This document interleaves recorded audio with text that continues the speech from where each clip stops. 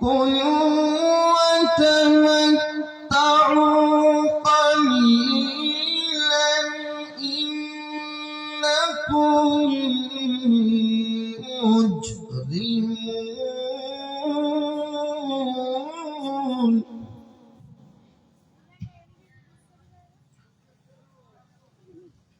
ويل يومئذ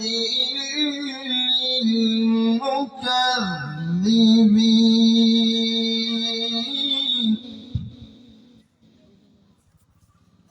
وإذا قيل لهم اركعوا لا يركعون ويل يومئذ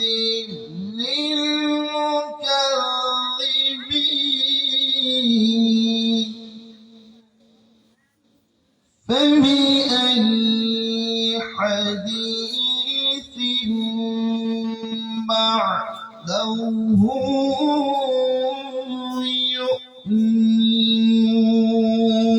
يؤمنون صدق الله العظيم اللهم صل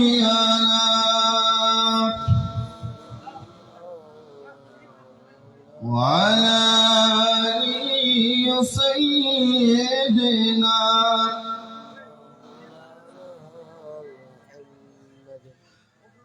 الحمد لله نحمده ونستعينه ونستغفره ونؤمن به ونتوكل عليه ونعوذ بالله من شرور أنفسنا ومن سيئات أعمالنا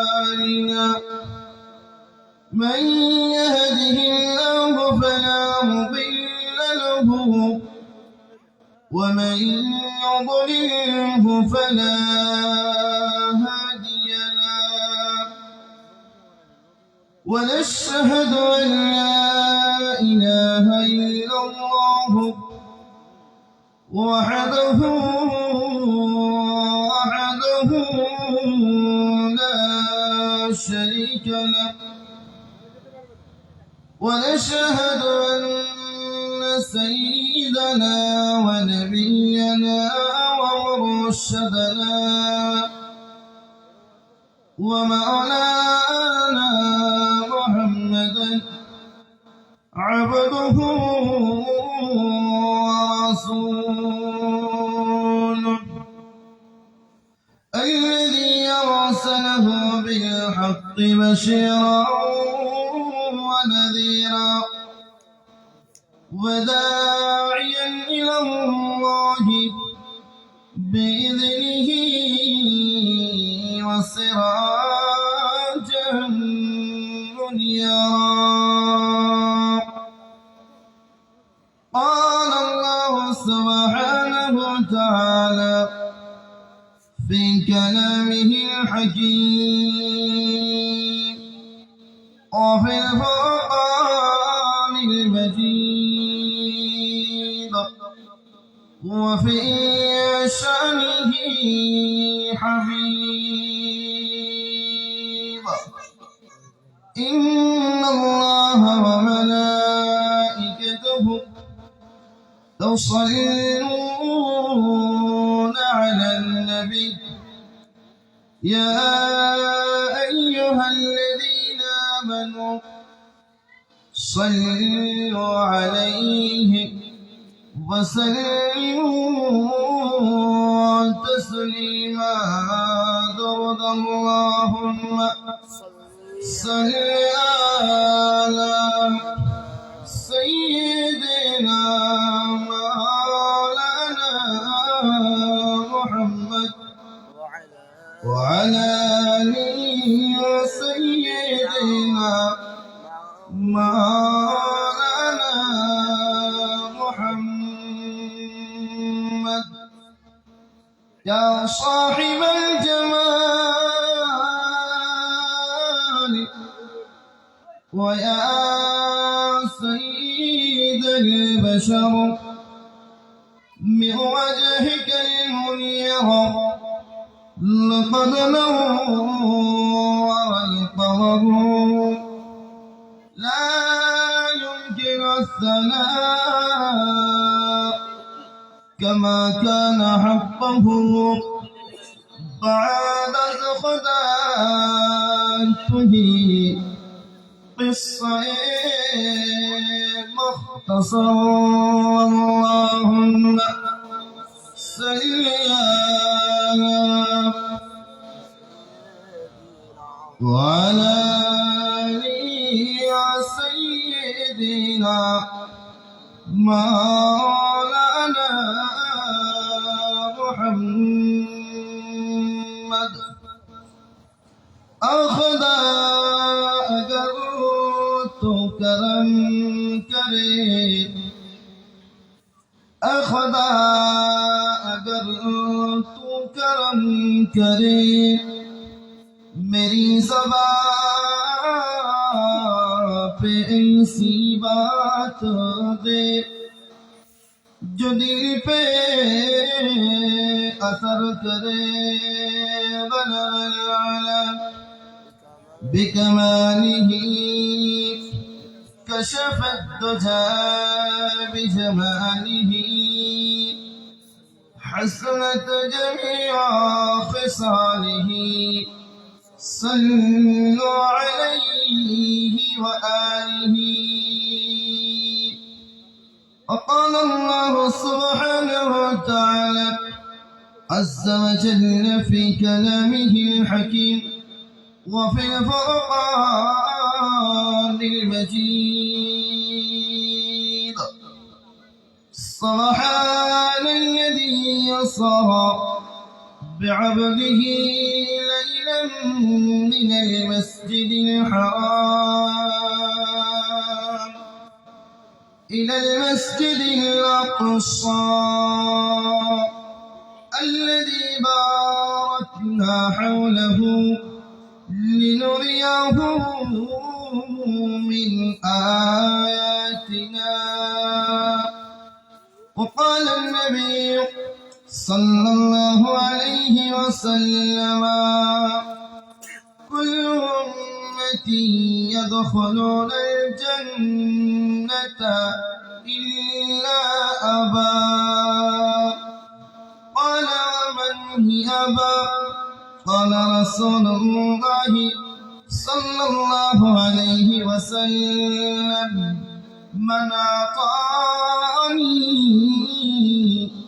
دخل الجنة ومن عصاني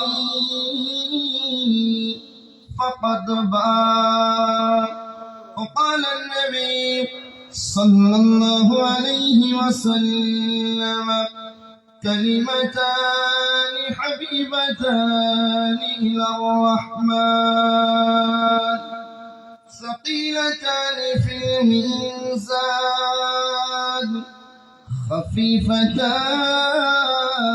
على اللسان سبحان الله وبحمده سبحان الله العظيم صدق الله العظيم وصدق رسوله النبي الأمي الكريم ونحن على ذلك لمن الشاهدين والشاكرين والحمد لله رب العالمين الحمد لله সমস্ত প্রশংসা আল্লাহ তাবারক ওয়া তাআলার দরবারে, যিনি আমাকে এবং আপনাকে ঈমানের মতো শ্রেষ্ঠ সম্পদ দিয়েছেন, কোরআনের মতো শ্রেষ্ঠ কিতাব দিয়েছেন, শ্রেষ্ঠ নবীর উম্মত করে মুসলমানের ঘরে জন্ম দিয়েছেন। দুনিয়ার আগুন থেকে বাঁচিয়ে নেওয়ার পর আজকের এই পুত এবং পবিত্র মজলিসেতে আমাদের প্রত্যেককে একাত্মভাবে বসার তৌফিক দিয়েছেন। তার জন্য কালিমাতুশ শুকর হিসাবে কৃতজ্ঞতা স্বীকার করে, প্রশংসার কালিমা আদায় করে, উচ্চ কণ্ঠে মুক্ত আওয়াজে প্রত্যেকে শুকরিয়া আদায় করে বলি আলহামদুলিল্লাহ। তারপরে পরে বিশ্ব প্রফেট মুহাম্মদুর রাসূলুল্লাহ সরওয়ারে দো আলম সাইয়্যিদুল কাউনাইন শাফিউল মুজনাবিন রাহমাতুল লিল আলামিন হযরত মুহাম্মদ মুস্তাফা সাল্লাল্লাহু আলাইহি ওয়াসাল্লামের উপর ভক্তি এবং ভালোবাসার সাথে প্রত্যেকে দরুদ পড়ি, প্রত্যেকে বলি সাল্লাল্লাহু আলাইহি ওয়াসাল্লাম। অতঃপর আজকের এই জলসার সম্মানীয় সভাপতি সাহেব, আমন্ত্রিত উলামায়ে কেরামগণ, হুফাজায়ে কেরাম, হুজ্জাজায়ে কেরাম, সমবয়স্ক, বয়োজ্যেষ্ঠ, বয়োজ্যেষ্ঠ, বয়োকনিষ্ঠ, পর্দানশীল মা এবং বোনেরা, প্রত্যেককে শ্রেণীগতভাবে শ্রদ্ধা এবং সালাম জানাই। আমরা প্রত্যেকেই জানি আজকে শবে মেরাজকে উপলক্ষ করে এই জলসার আয়োজন। আমরা অনেকেই শ্রম দিয়ে, পরিশ্রম করে, অর্থকে ব্যয় করে, ঘাম ঝরানোর সময়কে ত্যাগ করে দিয়ে আজকের এই মাহফিলের আয়োজন করেছি। আমরা প্রত্যেকেই জানি একটি জলসা করতে গেলে কি প্রয়োজন, সেখানে কি হয়, এ বিষয়ে আমরা প্রত্যেকেই জানি, নতুন করে জানার কোনো বিষয় না। তো সেই জন্য বক্তব্য শুরু করার আগে আপনাদের কাছে আমার আবেদন, যারা একটু ছড়িয়ে ছিটিয়ে রয়েছেন সামনের দিকে একটু চলে আসুন। দরুদ ইব্রাহিম পড়তে পড়তে সামনের দিকে আমরা প্রত্যেকে আগিয়ে চলে আসি। এরপরে যেনারা আসবেন সময় হলে তিনারা পিছনে এসে একের পর এক বসে যাবেন। সেই জন্য সামনের জায়গাটা খালি রয়েছে, আমরা একটু দরুদ ইব্রাহিম পড়তে পড়তে জায়গাটা ভর্তি করে নিই। দরুদ ইব্রাহিম আল্লাহুম্মা সাল্লি আলা মুহাম্মাদিন ওয়া আলা আলি মুহাম্মাদ কামা সাল্লাইতা আলা ইব্রাহিম ওয়া আলা আলি ইব্রাহিম ইন্নাকা হামিদুম মাজিদ। اللهم بارك على محمد وعلى آل محمد كما باركت على إبراهيم وعلى آل إبراهيم إنك حميد مجيد. الحمد لله. আল্লাহ পাক রব্বুল আলামিন পৃথিবীর জমিনেতে আমাকে এবং আপনাকে পাঠিয়েছেন। আমি এবং আপনি এখানে কেউ চিরকাল থাকব না। একদিন সময় হবে, আমার এবং আপনার যাওয়ার সময় হবে, ডাক পড়বে মালিকের, আমাকে লাব্বাইক বলে হাজির হতে হবে। হবে কি না বলে? ক্ষণিকের জন্য আমি আপনি মেহমান। দুনিয়ার জিন্দেগি আমার আপনার জন্য 60 অথবা 70 বছরের জিন্দেগি একটা সীমাবদ্ধ করা আছে। বেশিরভাগ মানুষটাই 60 অথবা 70 মধ্যে চলে যেতে হবে। আল্লাহর হাবিব সাল্লাল্লাহু তাআলা আলাইহি ওয়াসাল্লাম পাক জবানে ঘোষণা করেছেন, আল্লাহ পাক রব্বুল আলামিনকে বলেন, আল্লাহ আমার উম্মতের বয়সের সীমা কিরকম হবে? আল্লাহ পাক রব্বুল আলামিন রাসূলুস সাকালাইন ইমামুন নবিয়্যিন সাল্লাল্লাহু তাআলা আলাইহি ওয়াসাল্লামকে বললেন, 70 আও 60, 60 অথবা 70 বছরের জিন্দেগি তাদের হবে। আল্লাহ পাককে বললেন, আল্লাহ এর আগে যারা কওম ছিল, আরো নবীর যারা উম্মত ছিল, কারোর বয়স 800 বছর ছিল, কেউ 400 বছর বেঁচে ছিল, কারোর বয়স 300 বছর, কারোর 700 বছর, কেউ আবার 950 বছর পর্যন্ত বেঁচে ছিল। আমার উম্মতের এত কম বয়স, এতে করে কি করে দিন প্রচার হবে, ইসলাম প্রচার হবে? আল্লাহ পাক বললেন, 60 এবং 70 বছরের জিন্দেগি, এদের এই জিন্দেগিটা 950 বছর জিন্দেগি থেকেও অতি উত্তম। বলুন সুবহানাল্লাহ। আমি আপনি এসেছি, আমার আপনার মাকাম বোঝার মতন ক্ষমতা আমাদের এখন পর্যন্ত হয় নাই। যদি বুঝতাম যে আমি একজন মুসলমান, আমার মাকাম কতটুকু রয়েছে, আল্লাহ পাক কেন পাঠালেন? আল্লাহ পাক তো 18,000 মখলুককে সৃষ্টি করেছেন, তার মধ্যে আমাকে আপনাকে সর্বশ্রেষ্ঠ করেছেন। কি করেছেন? সর্বশ্রেষ্ঠ করেছেন। যাদের শ্রেষ্ঠত্বর কথা কোরআনে পাকে আল্লাহ পাক ঘোষণা করেছেন। আল্লাহ পাক রব্বুল আলামিন বলেন, ওয়ালাকাদ কাররামনা বনি আদম, আমি আদম সন্তানকে সর্বশ্রেষ্ঠ করেছি। আর আমি আপনি সর্বশ্রেষ্ঠ নবী পেয়েছি। আর আল্লাহ পাক সর্বশ্রেষ্ঠ কিতাব আমাকে আপনাকে দিয়েছেন। আর এমন একটা জায়গা আমার আপনার জন্য করেছেন, যে জায়গাটা পৃথিবীর জমিনে সর্বশ্রেষ্ঠ। সেই জায়গাটা জোরে বলুন। একটা জায়গা দিয়েছেন, যে জায়গাটা পৃথিবীর মধ্যে সর্বশ্রেষ্ঠ জায়গা, যে জায়গাটার উপরে আল্লাহ পাকের রহমত অযাচিত ভাবে বর্ষণ হতে থাকে সর্বদা। তার নাম কি বলুন?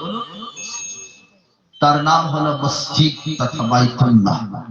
এটা আল্লাহ পাকের শ্রেষ্ঠ ঘর বাইতুল্লাহ। তো শ্রেষ্ঠত্ব আমি আপনি পেয়েছি, শ্রেষ্ঠ নবী পেয়েছি, শ্রেষ্ঠ কিতাব পেয়েছি, আবার শ্রেষ্ঠ জায়গা আমি আপনি পেয়েছি। পৃথিবীতে অনেক জাতি প্রজাতি এসেছে, যারা শুধু মুসলমান নয়, হিন্দু, খ্রিস্টান, ইহুদি, নাসারা, বেদুইন, শিখ, ফরাসি, বিভিন্ন রকমের জাতি রয়েছে, যারা দুনিয়া থেকে মারা যাবার পরে যাদের কোনো সম্মান থাকে না। থাকে সম্মান? কিন্তু আল্লাহ পাক ইসলাম ধর্মে আমি আপনি মারা যাব, এর পরেও আল্লাহ ইজ্জত দিয়েছেন। বলুন সুবহানাল্লাহ। ইজ্জত দিয়েছেন। আল্লাহ পাকের নবী বলেন, সাহাবায়ে কেরাম রাদিয়াল্লাহু আলাইহিম জিজ্ঞাসা করেন, ইয়া রাসূলুল্লাহ, হাবিবাল্লাহ, দুনিয়ার জমিনে অনেক মানুষ আসবে, যারা পৃথিবীর জমিনে রাজত্ব করবে, আপনার উম্মতীদের মধ্যে এমন হবে, আমরা সাহাবায়ে কেরাম আপনাকে জিজ্ঞাসা করি, ইয়া রাসূলুল্লাহ, হাবিবাল্লাহ, পৃথিবীর জমিনে উম্মতের মর্যাদাটা কিরকম হবে? আল্লাহর নবী সেদিন বলেন, ও আমার সাহাবারা, আমার উম্মতীদের মর্যাদা যদি জানতে চাও, পৃথিবীর জমিনে আল্লাহ পাক তার নমুনা রেখেছে। পৃথিবীতে অনেক জাতি যাবে যারা মুসলমান নামে পরিচয় থাকবে না, হিন্দুর ঘরেতে যারা জন্ম নেবে, ভক্তির ঘরেতে তারা জন্ম নেবে, ফুলের ঘরেতে জন্ম নেবে, ডোম বাউড়ি তাদের বাড়িতে জন্ম নেবে। এরপরে তারা মারা যাবে।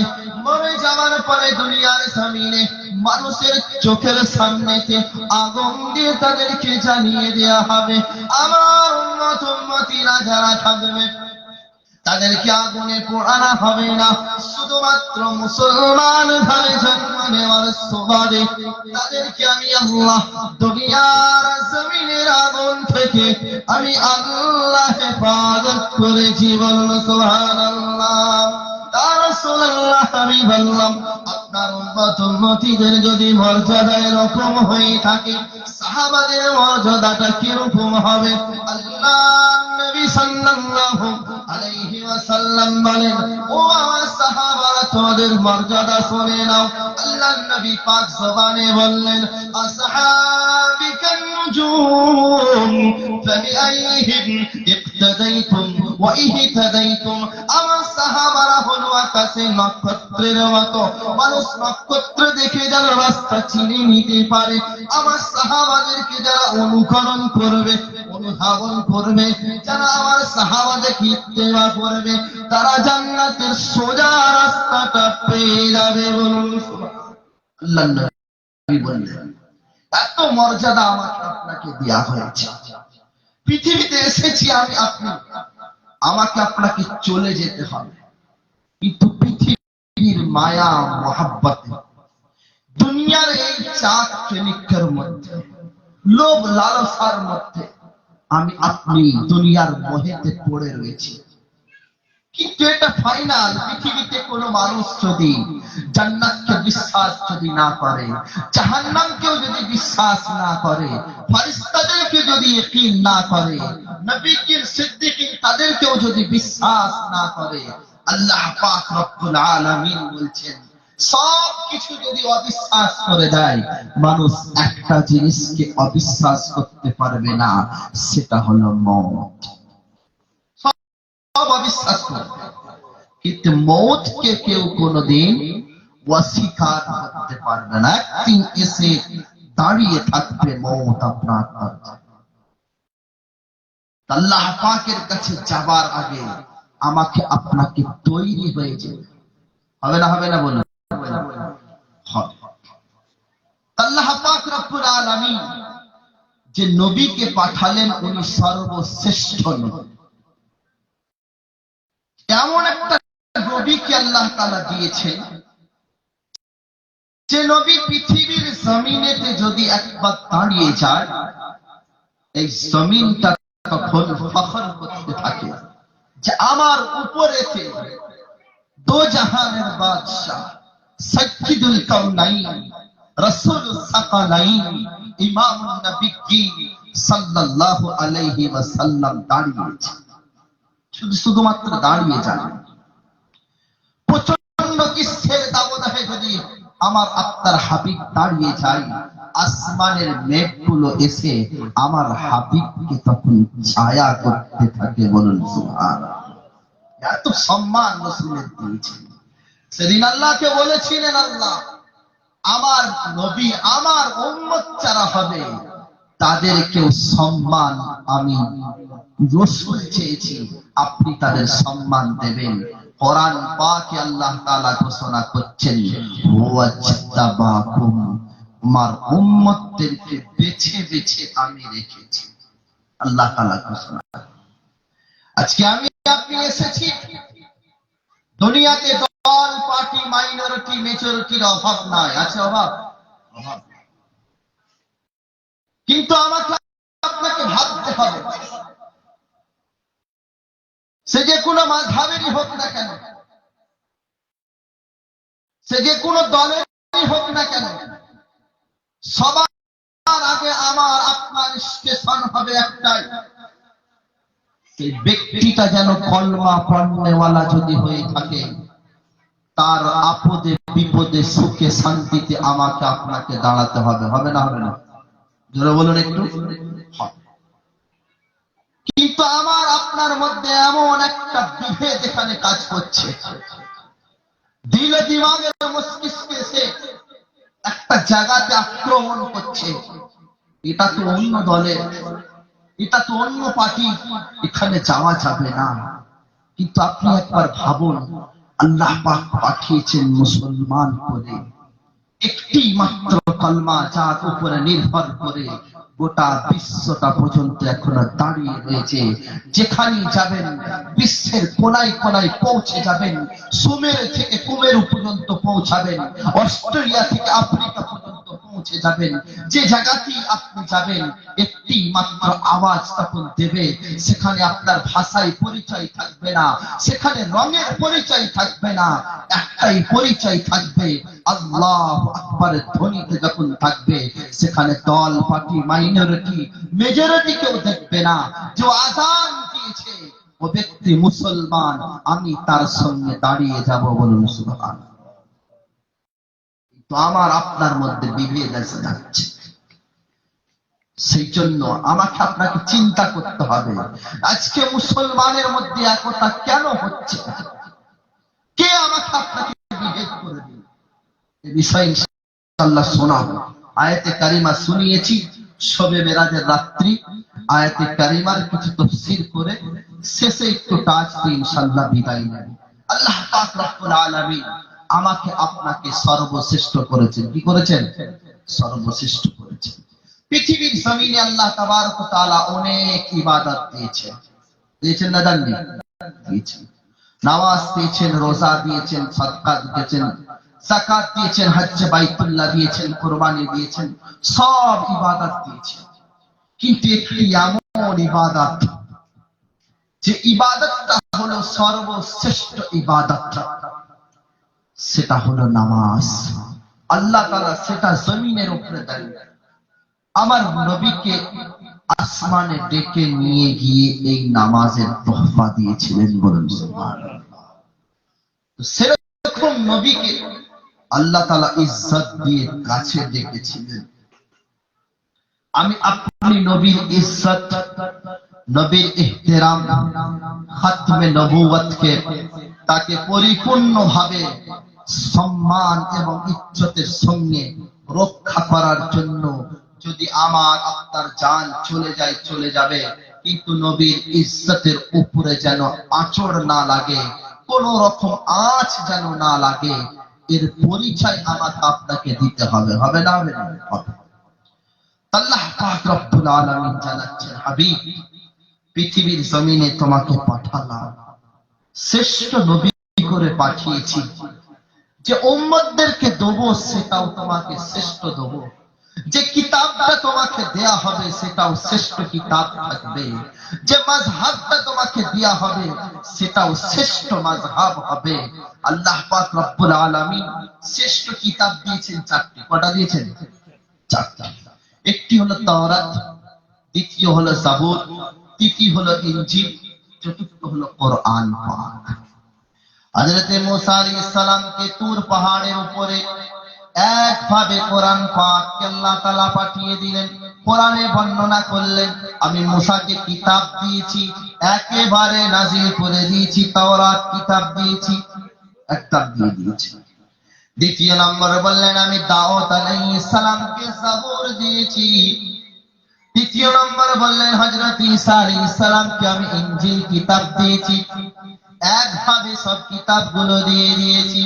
কিন্তু আমি রব্বুল আলামিন আমার হাবিবকে যখন কোরআন দিয়েছি, যখন যতটুকু প্রয়োজন পড়েছে, একদিন নাই, দুদিন নাই, এক মাস নাই, 2 মাস নাই, 1 বছর নাই, 2 বছর নাই, 23টি বছর ধরে আমি আল্লাহ পাক কোরআন পাককে আমার হাবিবের কাছে পাঠালাম, বলুন সুবহানাল্লাহ।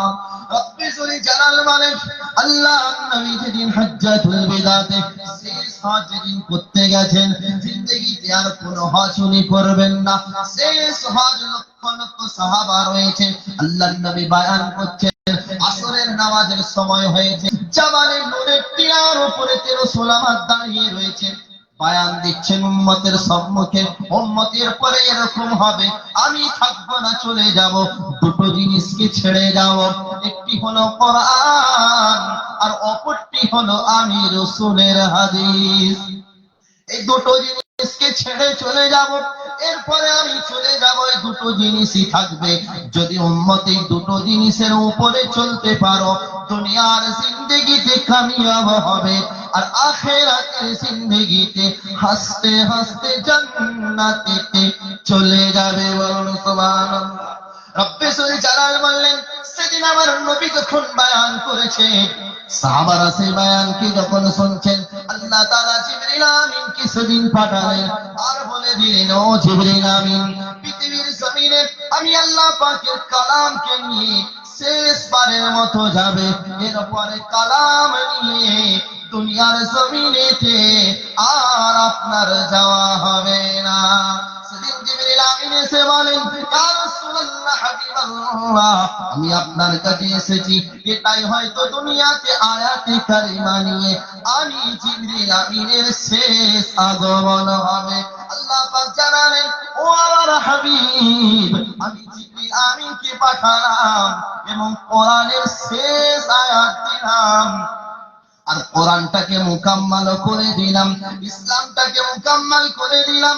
আমি আল্লাহ কার প্রতি রাজি থাকবো সেটাও বলে দিয়ে যাচ্ছি। যদি তার উপরে মানুষ না চলতে পারে, আমি আল্লাহ পরিপূর্ণভাবে তার উপরে নারাজ হব। আল্লাহ পাক তখন জানালেন, হাবিব, কোরআনের বাণী তোমাকে শুনিয়ে দিলাম। আল্লাহ পাক ঘোষণা করেন, আল-ইয়াউমা আকমালতু লাকুম দীনাকুম ওয়া আতমামতু আলাইকুম নি'মাতি ওয়া রাযীতু লাকুমুল ইসলাম দীনা। আল্লাহ পাক রব্বুল আলামিন বললেন, কোরআনকে আমি আল্লাহ মুকাম্মাল করে দিলাম।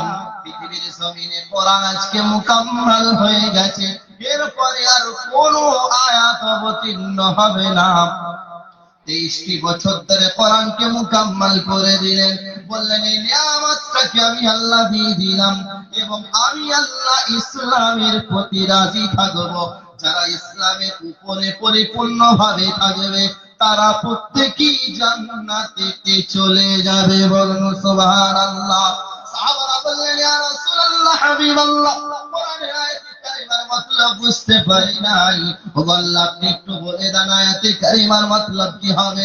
আল্লাহর হাবিব বললেন, ও দুনিয়ার সাহাবায়ে কেরাম শুনে নাও, আমি রাসূলুল্লাহ বলে দিলাম, আল্লাহ পাক মুসলমানকে পছন্দ করেছেন, আর ইসলাম ধর্মটাকে আল্লাহ সর্বশ্রেষ্ঠ বলেছে। সাহাবারা বললেন, ইয়া রাসূলুল্লাহ, কিরকম বলেছেন? আল্লাহ পাকের হাবিব বললেন, সাহাবারা শুনে নাও, আল্লাহ পাক জানাচ্ছেন, ইন্নাদ-দীনা ইনদাল্লাহিল ইসলাম। আল্লাহ পাকের কাছে শ্রেষ্ঠ ধর্ম যদি শ্রেষ্ঠ মাযহাব হলো ইসলাম। শ্রেষ্ঠ মাযহাব আল্লাহ পাকের কাছে ইসলাম, এটা আল্লাহ তাআলা পছন্দ করেছেন এবং বলে দিলেন, অরাযীতু লাকুমুল ইসলাম দীনা, আমি আল্লাহ ইসলামের উপরে যারা থাকবে তাদের প্রতি সর্বদা আমি আল্লাহ সন্তুষ্ট। আল্লাহর হাবিবকে সাহাবারা বললেন, ইসলাম মুসলমান কাকে বলে? আল্লাহ পাকের নবী বলছেন, ও সাহাবায়ে কেরাম, ইসলাম কাকে বলে আপনারা জানেন? আল্লাহর হাবিব বললেন, সাহাবারা বললেন, ইয়া রাসূলুল্লাহ, ইয়া হাবিবাল্লাহ, আল্লাহ এবং আল্লাহর রাসূলই সর্বশ্রেষ্ঠ, ওনারাই ভালো জানেন ইসলাম কাকে বলে। আল্লাহর নবী তখন বললেন, সাহাবায়ে কেরাম, ইসলাম কাকে বলে? আমি রাসূলুল্লাহ তখন সাহাবাদেরকে জানিয়ে দিলাম, মুসলমান তাকে বলা হবে। আল্লাহর নবী তখন বললেন, মান সালিমাল মুসলিমুনা মিন লিসানিহি ওয়া ইয়াদিহি, মুসলমান ওই ব্যক্তিকে বলা হবে যারা হাতের দ্বারা, পায়ের দ্বারা, গোটা শরীরের অঙ্গ প্রত্যঙ্গ দ্বারা অপর মুসলমান যেন পরিপূর্ণভাবে মাহফুজ থাকে। আল্লাহর নবী যখন বললেন, পরিপূর্ণভাবে অপর একটা মুসলমান তার থেকে যেন হেফাজত থাকে, তাকে কোন রকম কষ্ট যেন না দেওয়া। সাহাবায়ে কেরাম চুপচাপ হয়ে গেছে। ইয়া রাসূলুল্লাহ, এত কঠিন? আল্লাহর হাবিব বললেন, দ্বীন ইসরু, দ্বীন আসান, ইসলাম আসান, কঠিন তো নয়। বললেন, ইয়া রাসূলুল্লাহ, একজন মুসলমানের আচার ব্যবহারে অপর মুসলমান পরিপূর্ণভাবে মাহফুজ থাকবে, মামুন থাকবে, এটা কিভাবে সম্ভব? আল্লাহর নবী বললেন, ও আমার সাহাবায়ে কেরাম শুনে নাও, আমি রাসূলুল্লাহ বলে দিলাম, দুনিয়াতে দুটো দল হবে, একটা দল জান্নাতের মধ্যে চলে যাবে, অপর দল জান্নাতের মধ্যে যেতে পারবে না। সাহাবারা বললেন, ইয়া রাসূলুল্লাহ, কোন দলটা জান্নাতে যাবে আপনি একটু বলে দেন। আল্লাহর হাবিব তখন বললেন, কুল্লু উম্মতি ইয়াদখুলুনাল জান্নাহ, আমার উম্মতেরা জান্নাতে যাবে। ক্বালা মান ইয়া রাসূলুল্লাহ, ইয়া রাসূলুল্লাহ, তারা কারা? আল্লাহর হাবিব বললেন, মান আতানি, যারা আমি রাসূলকে মেনে নিল, আমি রাসূলের মতন আচার ব্যবহার যার মধ্যে এসে গেল, আমি রাসূল যেমন করে ঘুমাই তারাও যদি আমার মতো ঘুমায়, আমি রাসূল যেমন ভাবে নামাজ পড়ি তারাও যদি সেরকম ভাবে নামাজ পড়ে, আমি রাসূল যেরকম লিহাজ রেখে কথাবার্তা বলি তারাও যদি সেরকম ভাবে কথাবার্তা বলে, আমি রাসূল যেরকম ভাবে চলাফেরা করি তারাও যদি সেরকম চলাফেরা করে, আমি রাসূল যেরকম ভাবে রাষ্ট্র পরিচালনা করি তারাও যদি এরকম ভাবে পরিচালনা করে, আমি রাসূল যেরকম করেছি তাদের আচার ব্যবহার পোশাক পরিচ্ছদটা সব কিছু যদি রাসূল অনুযায়ী হয়ে থাকে, আল্লাহর নবী বললেন, মান আতানি, সে ব্যক্তি জান্নাতে যাবে। জোরে বলবেন না সুবহানাল্লাহ? সে ব্যক্তি জান্নাতে। সাহাবারা বললেন, ইয়া রাসূলুল্লাহ, হাবিবাল্লাহ, দ্বিতীয় গোষ্ঠীটা কি, দলটা কি একটু বলে দেন। আল্লাহর হাবিব বললেন, ওয়া মান আসানি, যারা রাসূলকে মানতে পারে নাই, ফাকাদ বা, তারা জাহান্নামের খোরাক হবে। আজকে আমি আপনি এসেছি শবে মেরাজের রাত্রিতে, শবে মেরাজ যদি আমি আপনি জেনে নিতাম, আমার মনে হয় এই গ্রামেতে এমন একটা ঘর বাকি থাকতো না, যে ব্যক্তিতে, যে বাড়িতে মানুষ রয়েছে, মানুষ থাকার পরেও মসজিদ খালি যেত না। শবে মেরাজের যদি গুরুত্ব জানতাম, শবে মেরাজ কেন পালন করেছি যদি আমরা জেনে নিতাম, আর এর মহত্ব এবং গুরুত্ব সম্পর্কে যদি অবগত থাকতাম, মসজিদের একটি কাতারও কোনোদিন খালি যেত না। সবাই করে, আমরাও করি, শবে মেরাজ যে উদ্দেশ্য নিয়ে আমি আপনি আজকে প্রোগ্রামে বসেছি, এই বিষয়টা নিয়ে যদি আমি আপনি একবার ভাবতাম যে শবে মেরাজ কি, সেটা আমরা পালন করতে যাচ্ছি, আর সেইটা আমার ভিতরে আছে না না, এটা যদি চিন্তা করে নিত, তো মসজিদের কাতারগুলো আজকে আর খালি যেত না, আর এই মজমাও খালি থাকতো না। আল্লাহর নবী সাল্লাল্লাহু আলাইহি ওয়াসাল্লাম 63 বছরের জিন্দেগি পুরো নমুনা আমাকে এবং আপনাকে সামনে রেখে দিয়েছে। একদম জন্ম থেকে মৃত্যু পর্যন্ত প্রতিটা লম্হা, প্রতিটা মুহূর্ত আমার আপনার জন্য ইবরাতের মাকাম। এরকম ইবরাত হবে, রাসূল জন্ম রাসূলের কিরকম হয়েছে, আমার জন্মটা কেমন হয়েছে। রাসূল জন্মের আগে বাপকে হারিয়ে দিয়েছে, জন্ম নিয়েছে তো মাতাকে হারিয়েছে, একটু বড় হয়েছে তো দাদাকে হারিয়েছে, আরেকটু ছায়ায় দাঁড়িয়েছে তো চাচাকে হারিয়েছে, আরেকটু শক্ত হয়েছে আল্লাহ তাকে তুলে নিয়েছে। এরপরে রাসূলের কপালে দুঃখ আর দুঃখ, বেদনা ভরা ক্লান্ত নিয়ে নিচের মাতৃভূমি পর্যন্ত যে জায়গাতে আমার আপনার হাবিব দাঁড়িয়েছিলেন, জায়গাটা আস্তে আস্তে ছোট হয়ে গেছে, আর রাসূল আমার দাঁড়াতে পারেননি, হুকুমে ইলাহি হয়েছে। আর মক্কার জমিন রাসূল আপনার জন্য নয়, আপনাকে রাতের অন্ধকারে চলে যেতে হবে। রাসূল আমার চলে গিয়েছিলেন। আজকে শুধু আমি এবং আপনি একবার যদি রাসূলের ওই সময়টার কথা চিন্তা করি, আর একবার যদি মস্তিষ্কের মধ্যে বসিয়ে নিয়ে যে রাসূলের জন্মটা কিরকম হয়েছে, তারই নকল করছে। রাসূল যখন দুনিয়াতে এসেছেন, মানুষ জিজ্ঞাসা করছেন যে এরকম ব্যক্তিকে দেখেছিলেন? আব্দুল মুত্তালিব বলে যে আমার এত বছর বয়স হয়ে গেল, জাসিরাতুল আরব মক্কাতুল মুকাররমা মদিনাতুল মুনাওয়ারার মধ্যে এরকম ব্যক্তি যে জন্ম নিয়েছে আর এরকম শাকল সূরত আল্লাহ তাআলা দিয়েছেন, এরকম একটাও আমার নজরে এখন পর্যন্ত আসেনি। একটু জোরে বলুন সুবহানাল্লাহ। সেদিন আসমানি আওয়াজ আসে, আব্দুল মুত্তালিব মক্কাতেও খুঁজে পাবে না, মদিনাতেও খুঁজে পাওয়া যাবে না, কিন্তু আমি আল্লাহ তোমাকে জানাই। ইলহামি আওয়াজে বলছেন, আমি আল্লাহ জানাচ্ছি, পৃথিবীর জমিনেতে যত মানুষ এসেছে আর যত আসবে, সমস্ত মানুষের থেকেও আমার রাসূলকে ভিন্ন পাবে। বলুন সুবহানাল্লাহ। এরকম ব্যক্তি আর পাওয়া যাবে না যে ব্যক্তি আসবেন দুনিয়াতে, আসার পরেতেই দেখছেন যে দুনিয়াতে আমার বাপ নাই। 6 বছর বয়স হয়েছে, মাকে হারিয়ে ফেললেন। জনম দুঃখিনী মা, পিতাহীন চলে গেছে, আর কোনদিন আসবে না। আপনি মুহূর্তটা একটু স্মরণ করুন। বাপ চলে গেছে, মাথার উপরের আকাশটা হেঁটে গেছে, মা চলে গেছে, পায়ের নিচের জমিনটা সরে গেছে।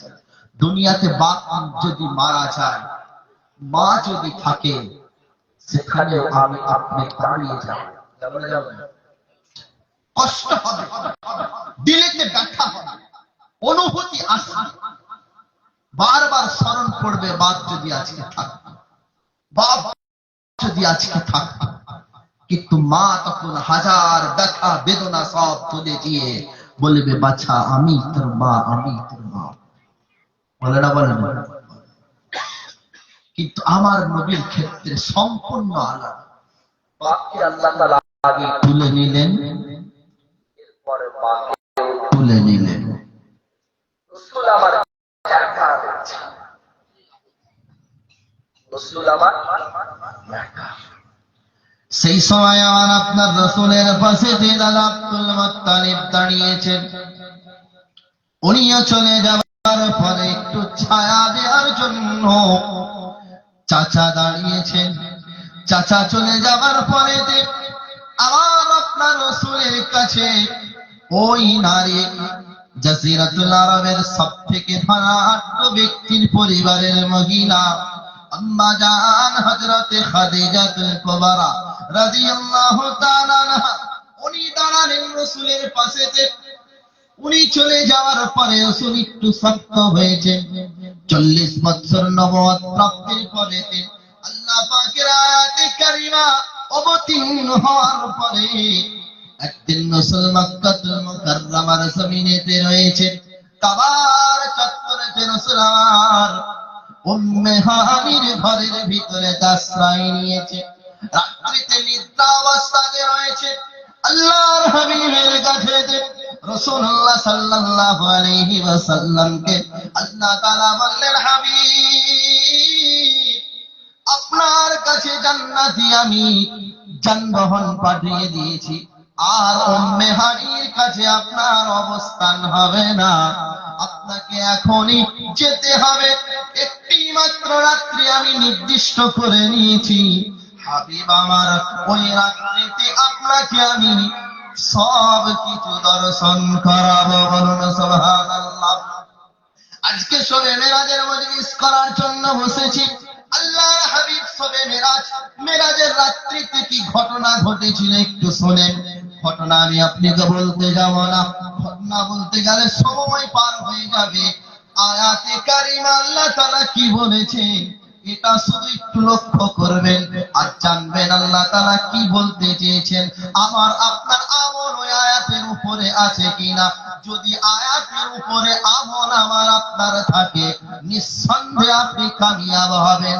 যদি কোরআনের আয়াতের প্রতি আমল না থাকে, হাজারো জলসা করে নেবেন, কামিয়াবির রাস্তা কিন্তু খুঁজে পাবে না। আল্লাহর হাবিবকে আল্লাহ তাআলা জানালেন, ও আমার হাবিব, আলীর ঘরে আর থাকা যাবে না, আপনি চলুন, বোরাককে আপনাকে পাঠিয়েছি, কোরআন নকল করেন। সুবহানাল্লাযী আসরা বিআবদিহি লাইলাম মিনাল মাসজিদিল হারামি ইলাল মাসজিদিল আকসা আল্লাযী বারাকনা হাওলাহু লিনুরিয়াহু মিন আয়াতিনা। আল্লাহ নবীকে জানালেন, পবিত্র রজনীতে রাসূল আপনাকে আমি নিয়ে চলেছি, বোরাককে আমি জান্নাতি পোশাক হিসাবে আপনাকে পাঠালাম। ওই জান্নাতি যানবাহন বোরাক এসে দাঁড়িয়ে রয়েছে। আল্লাহর হাবিব ওযু করলেন, আল্লাহ পাকের শুকরিয়া আদায় অর্থে নামাজ আদায় করলেন। নামাজ আদায় করার পরে রাসূল আমার যখন বোরাকে উঠতে যাবে, বোরাক তখন রাসূলের সামনে মাথা হেঁট করে নিচে বসে গেছে। হযরত জিবরিল আমিন বলেন, ইয়া রাসূলুল্লাহ, ইয়া হাবিবাল্লাহ, আপনি উঠে পড়ুন। আল্লাহর নবী বলেন, বোরাক বসে পড়েছে, আর উঠতে চাই না। জিবরিল আমিন বলেন, ইয়া রাসূলুল্লাহ, বোরাক বসে পড়ে নাই, বোরাক আপনি রাসূলকে দেখার পরে আপনার সম্মান জানানোর জন্য আপনার কদমের কাছে মস্তককে নত করেছেন। বলুন সুবহানাল্লাহ। জিবরিল আমিন ইশারা করলেন, রাসূল আমার বোরাকের উপরে উঠে পড়লেন। আল্লাহ পাকের হাবিব মসজিদে বাইতুল হারাম থেকে নিয়ে মসজিদে আকসা মিনিটের মধ্যে পৌঁছে গেলেন, বাইতুল মাকদিস পৌঁছে গেলেন। আয়াতি কারিমা বলেন, সুবহানাল্লাযী আসরা বিআবদিহি, ওই পবিত্র রজনীতে, যে রজনীতে ফেরেশতারা ফুটতে পড়েছে আসমানের মধ্যে, বলছেন আজকে এমন একজন ব্যক্তি আসবেন যাকে আল্লাহ তাআলা পৃথিবীর সর্বশ্রেষ্ঠ বানিয়েছে। বলুন সুবহানাল্লাহ। ফেরেশতারা বলেন, তারা প্রত্যেকে জশন মানানো শুরু করেছে। পৃথিবীর জমিন থেকে এমন একজন ব্যক্তি আসবে, তাকে আমরা স্বাগতম জানানোর জন্য দাঁড়িয়ে রয়েছি, আজকে তার ইত্তেরামের জন্য আমরা দাঁড়িয়েছি। আল্লাহ পাক বললেন, আসরা বিআবদিহি লাইলাম মিনাল মাসজিদিল হারাম, মসজিদে হারাম থেকে নিয়ে ইলাল মাসজিদিল আকসা, বাইতুল মাকদিস, মসজিদে আকসাতে আল্লাহর নবীকে নিয়ে গেলেন। সমস্ত আম্বিয়ায়ে কিরামদের আল্লাহ তাআলা কুদরতি তওর উপরে জমা করলেন। আল্লাহর নবী সেখানে হাজির হলেন, ইমামতের জন্য রাসূলকে আগিয়ে দিলেন। রাসূল আমার ইমামত করার পরে আবার চললেন, প্রথম আসমান পার হয়ে গেলেন, দ্বিতীয় আসমান পার হলেন, তৃতীয় আসমান পার হলেন, চতুর্থ আসমান, পঞ্চম, ষষ্ঠ, সপ্তম আসমান পার হওয়ার পরে সিদরাতুল মুনতাহার কাছে রাসূলকে পৌঁছে দিয়েছেন। আল্লাহর নবী সাল্লাল্লাহু তাআলা আলাইহি ওয়াসাল্লাম যখন পৌঁছেছে, জিবরিল আমিন বলেন, ইয়া রাসূলুল্লাহ, আর আমার যাবার অনুমতি নাই। এমন জায়গায় পৌঁছেছে, সে জায়গায় যাবার পরে রাসূলকে জিবরিল আমিন বলছেন, ইয়া রাসূলুল্লাহ, এরপরে আমার যাবার অনুমতি আর নাই, এবার আপনি যান। আল্লাহ পাক পৃথিবীর জমিনে একটা নবী পাঠিয়েছিলেন, হযরত মূসা আলাইহিস সালাতু ওয়াত তাসলিম। আমরা প্রত্যেকই তার নাম শুনেছি। তো হযরত মূসা আলাইহিস সালাম যখন আল্লাহর সঙ্গে কথা বলেন, আল্লাহ তাবারক ওয়া তাআলা তিনটে শর্ত তার জন্য রেখেছিলেন। কটা শর্ত রেখেছিলেন? তিনটে শর্ত। প্রথম নম্বর শর্ত, যে জায়গাটা আপনি আপনার পায়ের জুতোটা খুলে রেখে ওই জায়গাতে এসে কথা বলুন। তৃতীয় নম্বর শর্ত, আপনি যখন কথা বলবেন নির্দিষ্ট সময়ের মধ্যে নির্দিষ্ট জায়গার মধ্যে কথা হবে, আর সময় বেঁধে দেওয়া হবে, তার থেকে বেশি হবে না। তৃতীয় নম্বর শর্ত, যে আপনার সঙ্গে যখন কথা হবে তার ভিতরে ৭০,০০০ পর্দা থাকবে। কত? যারা বলুন ৭০,০০০। হযরত মুসা আলাইহিস সালাম বলেন, আল্লাহ আপনি আমার সঙ্গে কথা বললেন, এরপরে কি আপনি কারোর সঙ্গে কথা বলবেন? বললেন হ্যাঁ কথা বলবো। কার সঙ্গে বলবেন? বলো মুসা শুনে রেখো, আমি কথা এমন একজনের সাথে বলবো, শুধু তার সঙ্গে নয়, তার অনুচর বর্গ, তার ইত্তেবা অনুসরণ করনেওয়ালা, তাদের সঙ্গে কথা বলবো। বললে একটু নমুনা দেখাবেন না? আর হযরত মুসা আলাইহিস সালাম ছিল, আল্লাহ তাআলা যেটাই ভালো বলবেন সেটাই বললেন আমাকে দেয়া হোক, যেটাই আল্লাহ বলবেন সেটা বলবে আমাকে এটা দেয়া হোক।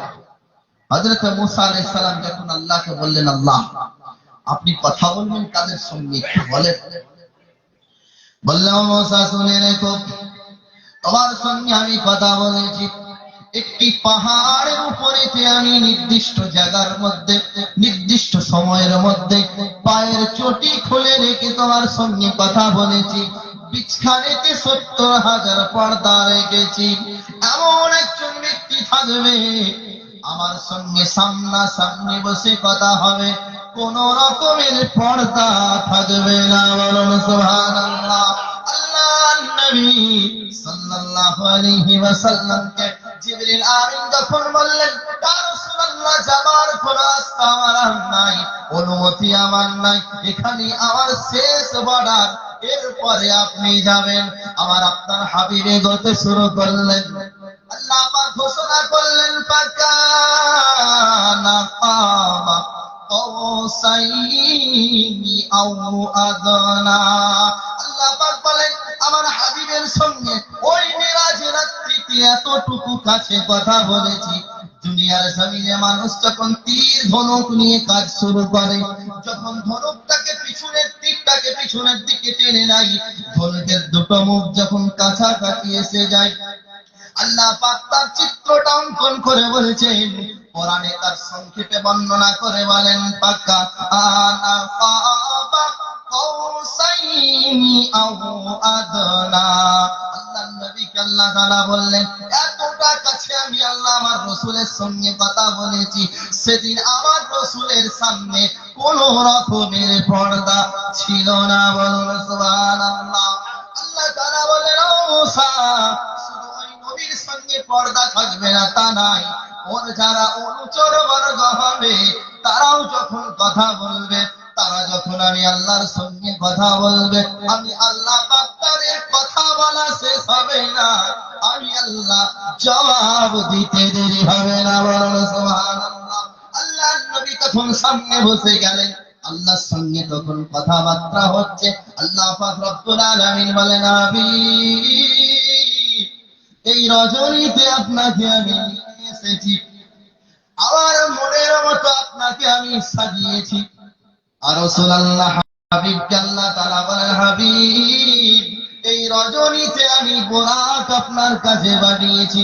বাইতুল্লাহ শরীফ থেকে নিয়ে মসজিদ আকসা আপনি পৌঁছেছেন, সপ্তম আসমান শেয়ার করে সিদরাতুল মুনতাহা পার হয়ে আমি আল্লাহর সঙ্গে আপনি কথা বলছেন। ইয়া রাসূলুল্লাহ হাবিবাল্লাহ, ও আমার হাবিব আজকে এই রাত্রিতে আপনার সঙ্গে আমার কথাবার্তা হচ্ছে, যেটা এর আগে কোন নবীর সঙ্গে কথা বলি নাই। যার সঙ্গে কথা বলেছি কমসে কম ৭০,০০০ পর্দা হাই করে আমি কথা বলেছি, কিন্তু আপনার সঙ্গে কোনো পর্দা নাই। রাসূল দুনিয়াতে আমার কাছে এসেছো, আজকে রজনীতে আমার জন্য কি এনেছো?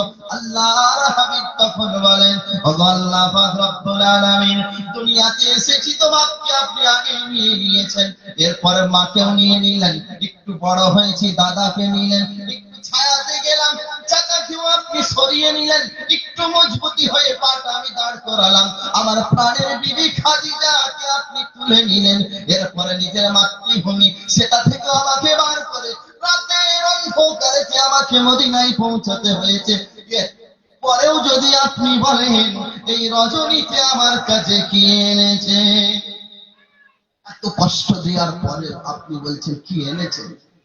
আল্লাহর নবী তখন বলেন, আল্লাহ আমি কি এনেছি নাই, আমি এমন একজন নবী, আমি যেটা আপনার কাছে এনেছি এটা আপনার জান্নাত থেকে শুরু করে গোটা পৃথিবী যেখানে যা আপনি তৈরি করেছেন পুরো দুনিয়ার মধ্যে কোনো জায়গাতে মিলবে না। বলুন সুবহানাল্লাহ। আল্লাহ তাআলা বলেন, হাবিব এই রজনীতে কি এনেছো একটু বলো। আল্লাহর হাবিব তখন বলেন, আত্তাহিয়া লিল্লাহি ওয়াস সালাওয়াত ওয়াত তাইয়্যিবাত।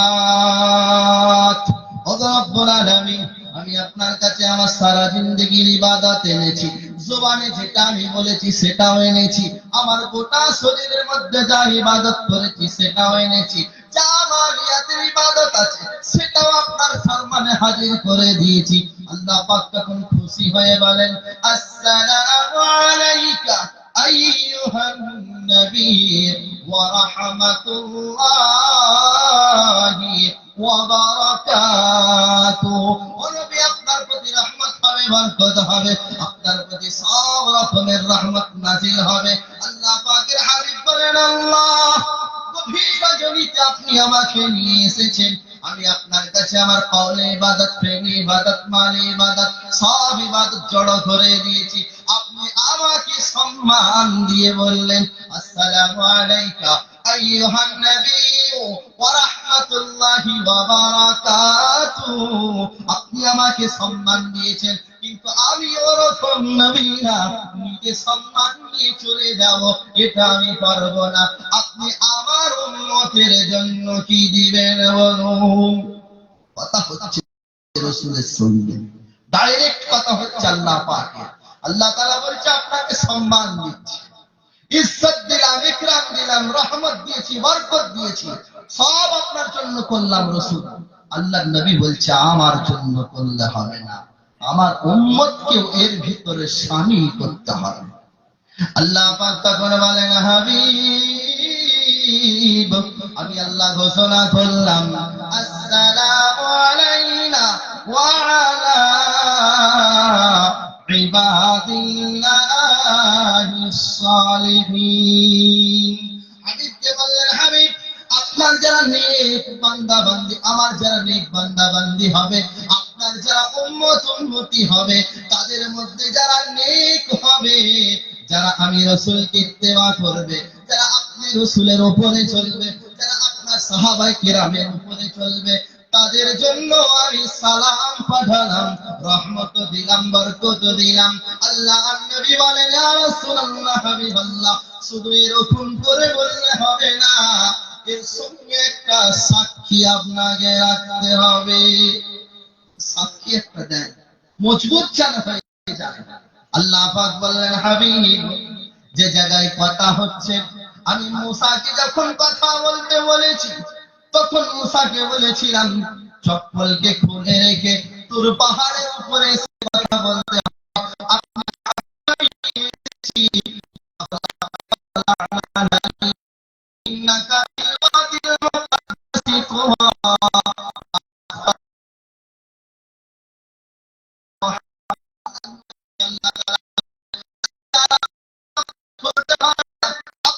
চপ্পলের খুলি দিয়ে জান্নাতি সাজানো হবে। অতএব রাসূল আপনি চলে আসুন, আপনার উম্মতদেরকে সম্মান দিলাম, এরপরেও আপনি সাক্ষী দরকার। আসমানের ফেরেশতাগুলো দাঁড়িয়ে রইলেন আর সবাই একবারে বলেন, আশহাদু আল্লা ইলাহা ইল্লাল্লাহু ওয়া আশহাদু আন্না মুহাম্মাদান আবদুহু ওয়া রাসূলুহু। বলুন সুবহানাল্লাহ। আল্লাহর নবী যখন বললেন, সমস্ত ফেরেশতারা সাক্ষী হিসেবে দাঁড়িয়ে গেলেন। আল্লাহ রাব্বুল আলামিন তখন বললেন, হাবিব আজকে জান্নাতে আপনি এসেছেন, জান্নাতটাকে আল্লাহ তাআলা ঘুরে দেখালেন, জাহান্নামটাকে ঘুরে দেখালেন, সাত আসমানে সবাইকে দেখালেন, আর 1,24,000 পয়গম্বরের ইমামত রাসূলকে দিয়ে করে দিলেন। রাসূল আমার চলে আসবে। আল্লাহ তাআলা রব্বুল আলামিন রাসূলকে বললেন, রাসূল এরপরে আবার এই রাত্রিতে আপনাকে যেতে হবে বাইতুল্লাহতে। আল্লাহর নবী তখন ফিরে আসছেন। প্রথম আসমান, দ্বিতীয়, তৃতীয়, চতুর্থ, পঞ্চম, ষষ্ঠ, সপ্তম আসমান যখন অতিক্রম করবেন, আর সাথে রাসূলকে দিলেন 50 ওয়াক্তের নামাজ। কত ওয়াক্তের নামাজ? আজকের রাত্রে কি দিয়েছেন? কত রাত্রে? 50 ওয়াক্ত নামাজ দিলেন। সপ্তম আসমান পার হওয়ার পরে আমার রাসূল যখন সপ্তম আসমান পার হয়েছে, হযরত মুসা আলাইহিস সালাম দাঁড়িয়ে পড়ে বলেন, আসসালামু আলাইকুম ইয়া রাসূলুল্লাহ। ও মুহাম্মদ বিন আব্দুল্লাহ। বলে লাব্বাইক। কোন? বলেন আমি মুসা কালিমুল্লাহ। বললেন কি খবর? বলল আপনাকে আল্লাহ তাআলা কি দিয়েছেন? আল্লাহর নবী তখন বললেন, আল্লাহ তাআলা আমাকে সামনে বসালেন, আর এমন একটা আল্লাহ তাআলা সেখানে বাক্য বিনিয়োগ করলেন, সেখানে আল্লাহর কথা, আমি নবী মুহাম্মদ রাসূলুল্লাহর কথা আর ফেরেশতাদের কথা, এই তিনটে কথা মিলিত করে আমাকে একটা সালাম দিলেন। এই সালামটা আল্লাহ তাআলা দিয়েছেন। আর কোরআন পাকের সূরা বাকারার শেষ তিনটি আয়াত দিয়েছেন, আর সাথে 50 ওয়াক্তের নামাজ দিলেন। হযরত মুসা আলাইহিস সালাম বললেন, মুহাম্মদ আপনার উম্মতেরা কমজোরি, 60 থেকে 70 বছরের জিন্দেগি হবে, অতএব আপনার উম্মতেরা 50 ওয়াক্তের নামাজ পড়তে পারবে না। বললেন কি করব? বললাম আবার ফিরে চলে যান। আল্লাহর নবী ফিরে গেলেন, 5 ওয়াক্ত নামাজকে কমিয়ে দিয়ে আবার 45 নিয়ে এলেন। হযরত মুসা আলাইহিস সালাম বললেন এটাও পারবে না। নবী আবার চলে গেলেন, 40 ওয়াক্ত রয়েছে, আবার চলে গেলেন। এরকম ভাবে 9 বার আল্লাহ পাকের কাছে গেছেন, প্রতিবারে 5 বার 5 ওয়াক্ত করে কমিয়ে দিয়েছেন। 45 ওয়াক্ত নামাজ যখন শেষ হয়ে গেছে, হাতে 5 ওয়াক্ত থাকে। হযরত মুসা বলেন এই নামাজটা আপনার উম্মতেরা পারবে না। আল্লাহর নবী বললেন আর আমি যাব না, যদি এর পরে যাই উম্মতের ঘাড়ে যদি অন্য কিছু এসে পড়ে যায়, আমি রাসূল আর সহ্য করতে পারব না। বললেন পরে যদি যাই 5 ওয়াক্তের বদলে আর অন্য কিছু দিতে পারে। আচ্ছা। আল্লাহ পাক বললেন হাবিব ওই রাত্রে আপনাকে নিয়ে গেছি আসরা বিআবদিহি লাইলাম মিনাল মাসজিদিল হারাম ইলাল, আর নবারার সঙ্গে আমি দেখা করেছি, এর মধ্যে আমি আল্লাহ আমার রাজকে লুকিয়ে রেখেছি। বললেন কি? আল্লাহর নবী বুখারী শরীফের হাদিসে বর্ণনা করেন, রাসূল বলেন পৃথিবীর জমিনেতে আল্লাহ পাককে বললেন আল্লাহ আমার বান্দারা কিরকম হবে, কোন বান্দাটাকে আপনি পছন্দ করেন? আল্লাহ পাক বললেন আমি ওই বান্দাটাকে পছন্দ করব। আল্লাহর নবী বলেছেন ইয়া রাব্বুল আলামিন আমার উম্মতের মধ্যে আপনি কাকে পছন্দ করবেন? আমি রাসূলুল্লাহ তো পার হয়ে যাব, আপনি আমাকে পার করে দেবেন, সাহাবায়ে কিরামকে আপনি পার করে দেবেন। আমি আল্লাহ পাকের হাবিব বলছি আমার যারা উম্মত থাকবে, যাদের মধ্যে যারা চুরি ডাকাতি বিভিন্ন রকম অপকর্মের মধ্যে লিপ্ত থাকবে, তারা কিরকম ভাবে পার হবে? আল্লাহ পাক বললেন ইয়া রাব্বুল আলামিনের হাবিব ও মুহাম্মদুর রাসূলুল্লাহ আপনার উম্মতের জন্য পার করার নিশানি হলো তারা যদি একটি মেরাজ আমার সাথে নিয়ে আসে, তাদেরকে আমি বিনা হিসাবেতে জান্নাতে দিয়ে দেব। বলুন সুবহানাল্লাহ। রব্বুল আলামিনের হাবিবকে আল্লাহ তাআলা জানালেন মিরাজকে যদি সাথে নিয়ে আসো তাহলে তোমরা জান্নাতে যাবে, যদি মিরাজ সাথে না থাকে জান্নাতে যাওয়ার যোগ্য কিন্তু হবে না। এরপরে অনেকে বলবে যে জান্নাতের মালিক আল্লাহ আর জাহান্নামের মালিক আল্লাহ, আল্লাহ জান্নাতকে তৈরি করেছে, জাহান্নামকেও তৈরি করেছে। দুটো রাস্তা দিয়েছেন, ওয়াহাদাইনাহুন নাজদাইন, দুটো রাস্তা দিয়েছেন। একটা গন্তব্যস্থল জান্নাতে যাবে, আর একটা গন্তব্যস্থল জাহান্নামের দিকে যাবে। তো মানুষ কি করে বলতে পারে ওটা আল্লাহর ইখতিয়ার? আল্লাহ চাইলে জান্নাতে দেবে, না চাইলে জাহান্নামে দেবে। তো উলামায়ে কেরামেরা বলে তারা জাহান্নামে চলে যাবে না। কথা বুঝবেন? আল্লাহ পাক বললেন যে তারা যদি মেরাজকে সাথে নিয়ে আসে তাদের কোন রকমের ভয় হবে না। মেরাজ শর্ত রেখেছেন। আর ওই মেরাজটা হলোই এই শবে মেরাজের রাত্রে দিয়েছে। এই মেরাজটাই হলো নামাজ। কি নাম মেরাজের নাম? নামাজ। বুখারী শরীফে বলেন as-salatu mi'rajul mu'minin। নামাজ হলো জান্নাতের চাবিকাঠি, নামাজ হলো মেরাজ, হলো উম্মতের জন্য নাজাতের উপায়। as-salatu mi'rajul mu'minin, নামাজ হলো উম্মতের মেরাজ, উম্মতের মেরাজ। আর ওই 9 বার কেন পাঠালেন? আল্লাহ পাক এতে রাজ লুকিয়ে রেখেছেন। তাহলে যখন কথাবার্তা হচ্ছিল ফাকানা কাবা কাউসাইনি আও আদনা, একদম কাছাকাছি কথা, ওই পরিপূর্ণ কথা। আল্লাহ বলেছেন, রাসূল জবাব দিয়েছেন, রাসূল বলেছেন, আল্লাহ জবাব দিয়েছেন, সাক্ষী চেয়েছেন, ফেরেশতারা সাক্ষী দিয়েছেন। এই তিনজনের কথাটাকে আল্লাহ পাক রব্বুল আলামিন উম্মতের নামাজের মধ্যে ফরজ করে দিয়েছেন। বলুন সুবহানাল্লাহ। তাহলে প্রথম এটাকে আরবি জবানে বলা হয় সালাম। কি বলা হয়? সালাম। এখন যদি বলা হয় ভাই একটু সালাম পড়ুন, আমরা প্রত্যেকে সালাম পড়তে থাকি, কিন্তু সালাম আল্লাহ তাআলা 9 বার পাঠালেন। রাসূল কবার গেছেন? 9 বার। ভালো করে হিসাব বুঝবেন। 9 বার গেলেন, আল্লাহর কাছে গেছেন, আবার ফিরে এসেছেন, গেছেন, আবার ফিরে এসেছেন। প্রতিবারে 5 করে নিয়েছেন। কত করে? তাহলে 5 নয় 45 ওয়াক্ত নামাজ শেষ। হাতে কত আছে? 5 আছে। আল্লাহ তাআলা রাজটা দেখুন। আল্লাহ তাআলা হাবিবকে বলেন, হাবিব আপনার উম্মতের মধ্যে যদি মানুষ 9 বার সালাম যদি না পড়ে, আমি আল্লাহ আপনার উম্মতের কিন্তু ফয়সালা করব না। হাবিব বলেন, আল্লাহ আমার উম্মত তো গুনাহগার যদি হয়ে থাকে, সুদখোর যদি হয়ে থাকে, ব্যভিচার করে থাকে, চুরি ডাকাতি যদি করে থাকে, আল্লাহ তাআলা বলেন সব যদি করার পরে কেউ ওই 9 বার সালাম যদি আমাকে না দেয়, আমি আল্লাহ কিন্তু তাকে গ্রহণ করতে পারব না। 9 বার সালাম দিতে হবে। কবার? দৈনিক 9 বার সালাম। হাবিবকে শিখালেন, হাবিব সালাম কেমন দেবেন? জিবরিল আমিন এসে শিখালেন, ও হাবিব ফজরের সময় এসে দাঁড়িয়ে রয়েছেন, আল্লাহর হাবিব শুয়ে রয়েছেন, আল্লাহ তাআলা বলেন আসসালামু আলাইকুম ইয়া রাসূলুল্লাহ।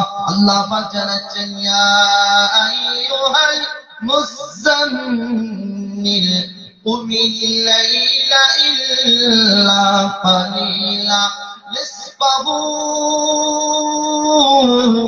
আবিনকুস মিনহু কালিলা। হাবিবকে ডাকলেন, ও কম্বল জানানেওয়ালা, আর শোয়ার সময় নাই, আপনি উঠে পড়ুন, আপনি উঠে পড়ুন। তারপরে সূরাতে বলেন, ইয়া আইয়ুহাল মুদাসসির কুম ফানজির, আপনি উঠে পড়ুন, ও সাদা কম্বল জড়ানেওয়ালা, আপনি মানুষকে ভয় দেখানোর বলতে থাকুন। আল্লাহ তাআলা বললেন, বান্দাকে যখন তোলা হবে, রাসূলের উম্মতকে যখন তোলা হবে, ফজরের সময় আল্লাহর হাবিবকে জিবরিল আমিন বললেন, আল্লাহ তাআলার ঘোষণা, ফজরের ফরজ নামাজ হলো 2 রাকাত। কত রাকাত বলেন? 2 রাকাত। হযরত জিবরিল আমিন নামাজ পড়ে দেখিয়ে দিয়েছেন, আর বৈঠকেতে বসিয়ে বললেন হাবিব আপনি সালাম পড়তে থাকুন। আল্লাহর নবী বললেন সালাম কেমন হবে? বলল ওই মিরাজের রাত্রিতে আল্লাহর সঙ্গে আপনার কথা হয়েছে, আপনি কথা বলেছেন, আল্লাহ জবাব দিয়েছেন, আল্লাহ কথা বলেছেন, আপনি জবাব দিয়েছেন, আর ফেরেশতারা আপনার সাপোর্টে দাঁড়িয়ে সাক্ষী রয়েছে। ওই কালিমাতগুলোকে নামাজ বলা, ওই কালিমাতগুলোকে সালাম বলা হয়। ফজরের 2 রাকাত ফরজ নামাজে একবার সালাম আছে কবার? যারা বলুন কবার আছে? একবার সালাম। তাহলে প্রথম সালাম ফজরেতে পড়া হবে, ফজরের নামাজে প্রথম সালাম। দ্বিতীয় সালাম জোহরের নামাজে 4 রাকাত ফরজ নামাজ। কত রাকাত ফরজ নামাজ? যারা বলুন একটু। 4 রাকাত ফরজ নামাজ। দুবার সালাম পড়তে হবে কবার? দুবার সালাম। কতবার আত্তাহিয়াত আছে? দুবার আত্তাহিয়াত আছে। দুবার সালাম কতবার হলো? 3 বার সালাম হলো। আসরের নামাজ 4 রাকাত ফরজ নামাজ, সালাম দুবার পড়তে হবে। কটা সালাম হলো? 5টা হলো, গুনবেন। মাগরিবের নামাজ 3 রাকাত, সালাম দুবার পড়তে হবে। কতবার সালাম হয়েছে? 7 বার সালাম হলো। ইশার নামাজ 4 রাকাত, ওই 4 রাকাতে আপনার দুবার সালাম, মোট কতবার হলো বলুন? 9 বার সালাম। আল্লাহ তাআলা হাবিবকে বলেন হাবিব আপনার উম্মত যদি 9 বার সালাম না পড়ে আমি ওই উম্মতকে গ্রহণ করব না। এরপরে আপনি ভাবুন মস্তিষ্ক দিয়ে, নবীকে মুহাব্বত যদি আপনার আমার থাকে, নবীর মেরাজ আমার আপনার সাথে থাকবে, ঠিক কিনা বলুন? আর কথা বলতে পারি? যদি নবীর প্রতি মহাব্বত, ভালোবাসা, ভক্তি, প্রেম যদি থাকে, আল্লাহ পাকের হাবিব বলেছেন আমার হাবিবকে যারা অনুসরণ করবে, মানাতানি দাখালাল জান্নাহ, যারা আমার রাসূলকে অনুসরণ করবে তারা জান্নাতেতে যাবে। তো হাবিবকে যদি মুহাব্বত আমার দিলের মধ্যে থাকে, আর 9 বার সালামের তাকাজা রয়েছে, 9 বার যদি সালাম দিতে না পারে, আল্লাহ বলছেন ওরকম আমি উম্মতকে নিতে পারবো না। 9 বার সালাম দিতে হবে। তবে ইনশাআল্লাহ 9 বার সালাম কজন দিবেন? একটু হাত তুলুন তো তাকবীরের সাথে। নারায়ে তাকবীর, নারায়ে তাকবীর। জোরে আওয়াজ দিয়ে বলুন নারায়ে তাকবীর, নারায়ে তাকবীর। আল্লাহ কবুল করুন, প্রত্যেকে বলেন আল্লাহুম্মা আমিন। এই শবে মেরাজের রাত্রিতে আল্লাহর নবী গিয়েছিলেন, 3টে উপঢৌকন নিয়ে এলেন। কটা? প্রথম নম্বর সালাম নিয়ে এসেছেন। ওই সালাম আমাকে আপনাকে পড়তে হবে 9 বার। এটা কম্পালসারি। দুনিয়াতে কোনো ইবাদত নাই যে যাকাত দুনিয়াতে এসেছে, নামাজ আল্লাহ তাআলা আরশে ডেকে নিয়ে নবীকে দিয়েছে, জমিনে দেননি। এত মূল্যবান। তো 9 বার সালাম আমাকে আপনাকে পড়তে হবে, এটা আমার আপনার উপরে তাকাজা আল্লাহ তাআলা রেখেছেন। নাম্বার 2, আল্লাহ তাআলার ওই কথাবার্তাটা 50 ওয়াক্তের নামাজ দিয়েছেন, কমিয়ে নিয়ে 5 ওয়াক্ত দিয়েছেন। নাম্বার 3, সূরা বাকারার শেষ 3টে আয়াতকে আল্লাহ তাআলা দিয়েছেন। শুরুতেই আমি হাদিস পাক আপনাদেরকে শুনিয়েছিলাম, কুল্লু উম্মতি ইয়াদখুলুনাল জান্নাহ, সমস্ত উম্মত জান্নাতে যাবে, সমস্ত উম্মত জান্নাতে যাবে। কুল্লু উম্মতি ইয়াদখুলুনাল জান্নাহ ইল্লা আবা, অস্বীকার করনে ওয়ালারা যাবে না। আল্লাহর নবী বললেন ক্বালা মান আতানি দাখালাল জান্নাহ, যারা আমি রাসূলকে মানবে তারা জান্নাতে যাবে। ওয়া মান আসানি ফাকাদ বা, যারা রাসূলকে অস্বীকার করলো তারা জাহান্নামেতে যাবে। সেই জন্য জান্নাতের মালিক আল্লাহ, জাহান্নামের মালিক আল্লাহ, কিন্তু প্যাটেন্ট কায়দা আল্লাহ বলে দিয়েছেন এটা করলে এটা পাবে, এটা করলে এটা পাবে। আল্লাহ রাব্বুল আলামিন কে বললেন কোরআন পাকের মধ্যে, ফামান শাআ ফালইউমিন ওয়া মান শাআ ফালইয়াকফুর। দুটো রাস্তা বলে দিয়েছেন, যারা মেনে নেবে তারা কামিয়াব হবে, আর যারা মানতে পারবে না তারা কোনোদিন কামিয়াব হতে পারে না। আল্লাহর নবী বললেন পৃথিবীর জমিনে উম্মত 73 দলে বিভক্ত হয়ে যাবে। 72টা দল আল্লাহর নবী বললেন তারা জান্নাতে যাবে না, একটি মাত্র দল জান্নাতে যাবে। রাসূলকে জিজ্ঞাসা করলেন, ইয়া রাসূলুল্লাহ, হাবিবাল্লাহ, কোন দলটি জান্নাতে যাবে? আল্লাহর নবী তখন বললেন, আসহাবিকান নুজুম মা আনা আলাইহি ওয়া আসহাবি, আমি এবং আমার সাহাবাদেরকে যারা মেনে নেবে তারা প্রত্যেকেই জান্নাতে যাবে। বলুন সুবহানাল্লাহ। শবে মেরাজের রাত্রিতে আল্লাহ পাক রাসূলকে মেরাজেতে নিয়ে গেলেন। ফেরেশতাদের ফুর্তি, আল্লাহ তাবারক ওয়া তাআলা সামনাসামনি কথাবার্তা হয়েছে।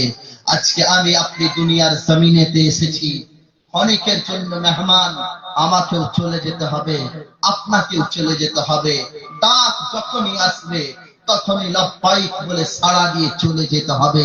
কিন্তু প্রশ্ন হচ্ছে, যখন ডাক দেবে, যেই মুহূর্তে লব্বাইক বলে সাড়া দেব, তো আমার পুঁজিতে তখন কতটুকু কামাই থাকবে, এটা আমাকে নিয়ে যেতে হবে। হবে না? হবে না? বলুন।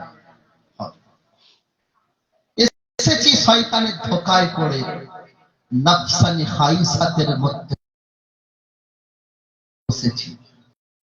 এই জলসা, জুলুস, ওয়াজ, মাহফিল, মিলাদ, এই সমস্ত জিনিসগুলো, দোয়ার মজলিস, উম্মতকে স্মরণ করিয়ে দেওয়া হয়, উম্মত মাকাম তোমার এটা ছিল না, তোমার মাকাম সর্বশ্রেষ্ঠ ছিল। আল্লাহ পাক বললেন, ওয়ালাকাদ কাররামনা বানি আদম, সর্বশ্রেষ্ঠ তুমি।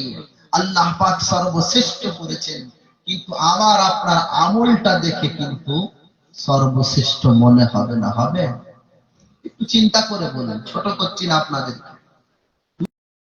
দুনিয়াতে এসেছি, পুঁজি কিন্তু আমাকে আপনাকে নিয়ে যেতে হবে, বিনা পুঁজিতে কেউ যেতে পারবে না।